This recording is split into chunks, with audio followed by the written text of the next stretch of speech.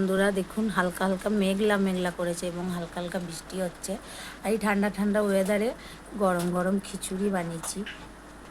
দেখুন, খিচুড়ি বানিয়েছি, ঘরে যে চালটা ছিল ওই চালটা দিয়েই বানিয়েছি। আর মসুরের ডাল আছে, কি সুন্দর খিচুড়িটা কালার হয়েছে দেখুন।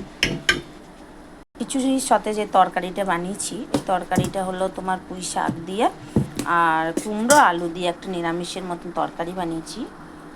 তার সাথে আমরা চাটনি বানিয়েছি। এখন রিয়া খেয়ে বলবে কেমন হয়েছে খিচুড়িটা। রিয়া, খিচুড়িটা কেমন হয়েছে? ভালো হয়েছে। আমার মেয়ে এই বৃষ্টি পড়লে ও খিচুড়ি, আর এটা আছে তোমার আমরা চাটনি আছে, এটা তরকারি আছে, খেয়ে বলবে ভালো হয়েছে। ওই বৃষ্টি পড়লেই বলবে মা খিচুড়ি বানাও, মা খিচুড়ি বানাও। আমি মা মেয়ে আমি খিচুড়ি খেতে খুব ভালোবাসি।